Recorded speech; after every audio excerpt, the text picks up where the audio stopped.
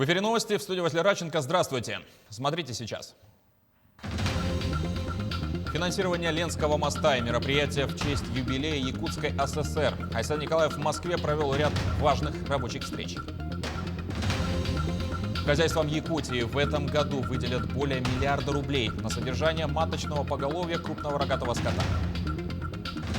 А детский сад «Теремок» в городе Алекминске в этом году отмечает 90-летие, что планируют на юбилей.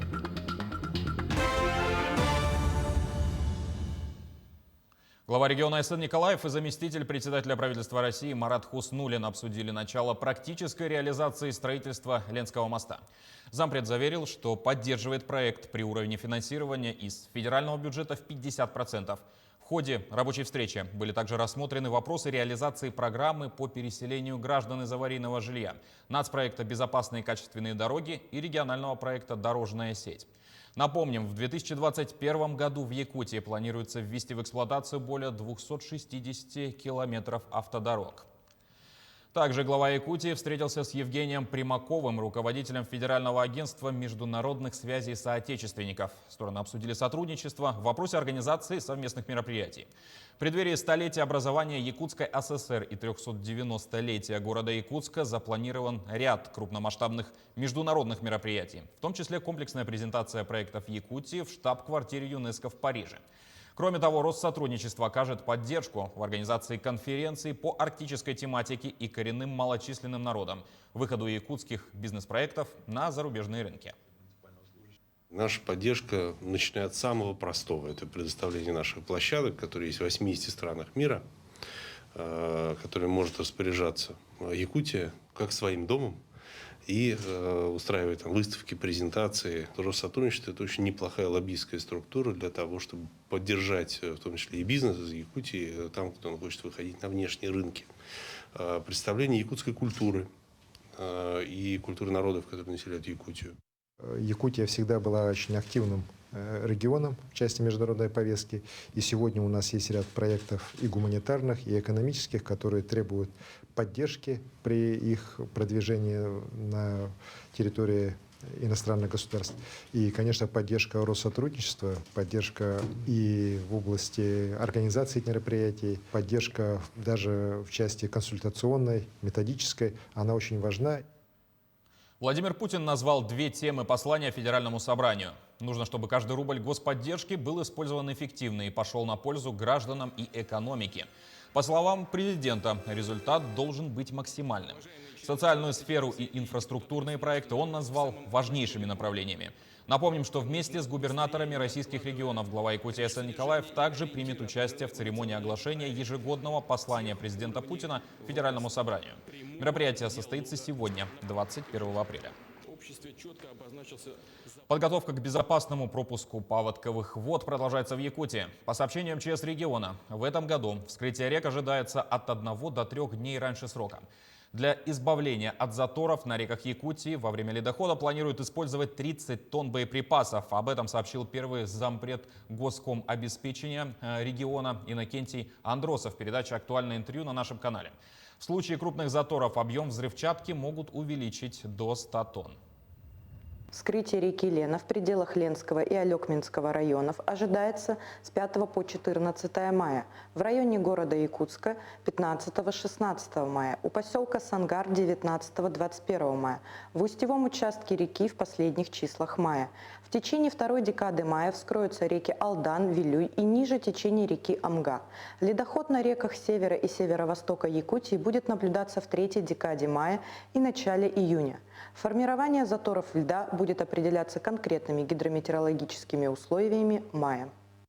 Россиян, прибывающих из Турции и Танзании, до 1 мая обязали дважды сдать тест на COVID-19. Об этом говорится в постановлении главного государственного санитарного врача Анны Поповой. Повторный ПЦР сдается в срок до 5 календарных дней со дня въезда на территорию России с предоставлением сведений о результатах в единый портал государственных услуг. Россияне, прилетающие из-за рубежа после 1 мая, также должны будут дважды сдать тест на коронавирус. Уточняется, что интервал между первым и повторным лабораторными исследованиями методом ПЦР должны составлять не менее суток. Говоря об обстановке в нашем регионе, 74 новых случая коронавирусной инфекции выявили в Якутии за сутки. Из них в Якутске 49, Алданском районе 7, Мегино-Кангаласском, Нерюнгринском по 6, Чурапчинском 3, Тампонском, Усть-Алданском, Кангаласском районах по 1 случаю. За сутки региональные лаборатории провели почти 2000 исследований на COVID-19. Между тем, по состоянию на сегодня в Якутию поступило более 114 тысяч доз вакцины для профилактики коронавируса. Использовано 86%. Первый компонент получили 97 743 человека, второй – 55 791 якутянин. Продолжается работа и по обучению специалистов для внедрения программы «Бережливая личность» в сферах здравоохранения и образования. Так, минувшим днем в здании IT-парка прошла конференция, где обсуждались актуальные вопросы внедрения программы. А сегодня уже пройдут лекции и будут работать дискуссионные площадки на интернет-платформе Zoom. Помимо представителей Якутии к мероприятию подключаются специалисты из Рязани, Липецка, из Нижегородской области, Магадана и других. Итогом сегодняшнего мероприятия станет разработка проектов по программе «Бережливая личность». После завершения работы дискуссионных площадок участники будут работать над разработкой проектных инициатив. То есть будут выявлять проблемы, предлагать для них решения и предлагать проекты уже по улучшению. По итогам вот эти наши проектные инициативы будут представлены на закрытие нашими главными ответственными модераторами. Итоги конференции будут размещены на нашей лендинговой страничке бережливаяличность.рф, где все желающие смогут ознакомиться с предложенными проектными инициативами. На поддержку разведения маточного поголовья крупного рогатого скота в 17 муниципальных образованиях Якутии направили 438 миллионов рублей. Из них на сегодняшний день в 8 районов распределили более 100 миллионов личным подсобным хозяйствам. Финансовую поддержку одним из первых получили отдаленные и труднодоступные наследия. Отметим, что в рамках нового механизма в этом году запланировано выделить более 1 миллиарда 250 миллионов рублей на содержание маточного поголовья. То есть личные подсобные хозяйства получают по 35 тысяч рублей на каждую корову, а у организованных хозяйств ставка субсидии на заготовку литра молока составляет 50 рублей. 17 районам доведено на сегодняшний день 438 миллионов рублей. Освоено муниципальными районами 8 муниципальных районов. Это 104 миллиона рублей, то есть от доведенных средств освоено только 24%.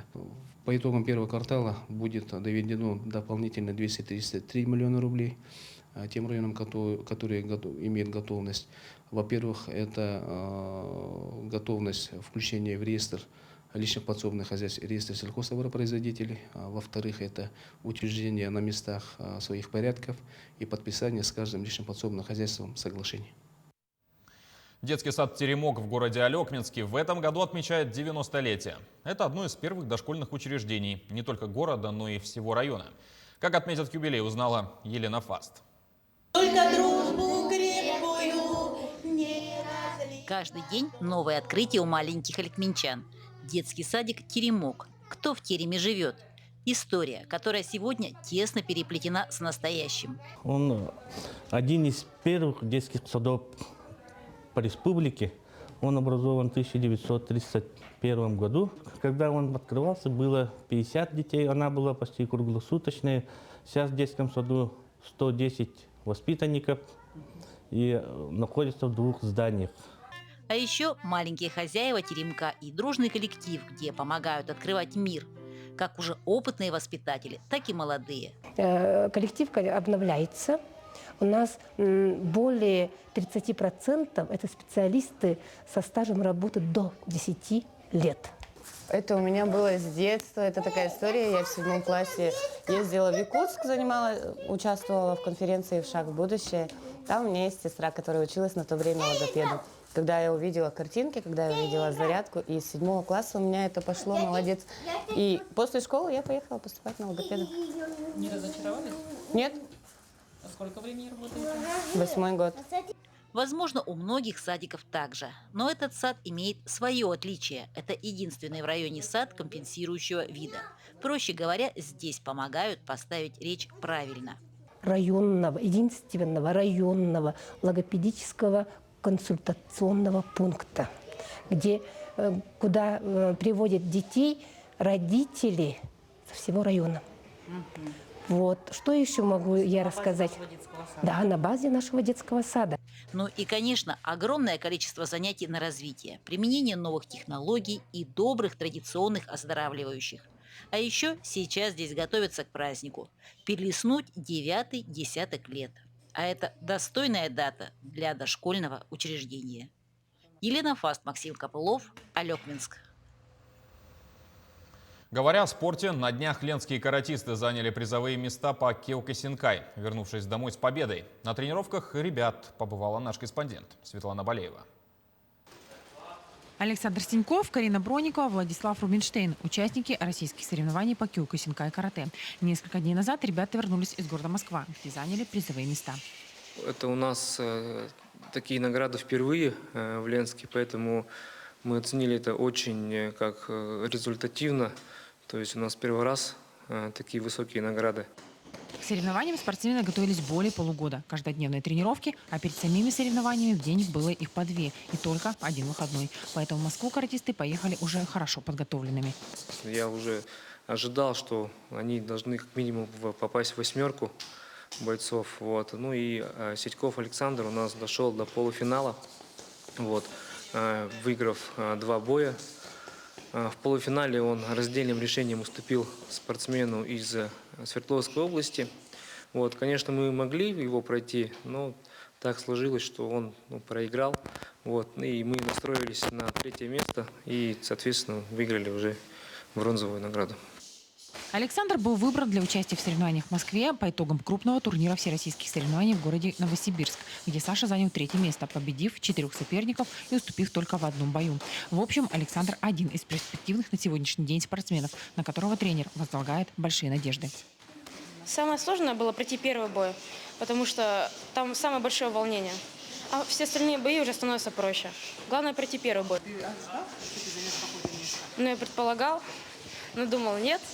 Но я постарался, и вот, получилось. Я хочу в следующем году опять поехать на Россию, но уже приехать с 1-м местом. Сегодня ребята готовятся к сдаче экзамена, который состоится 1 мая, после чего у спортсменов начнется подготовка к соревнованиям, но уже международного уровня. Светлана Балеева, Виталий Андреев, Денис Семенов, Ленск. К этой минуте у нас пока вся информация. Наши корреспонденты продолжают следить за развитием событий. Спасибо за внимание. Не переключайтесь. До встречи в эфире.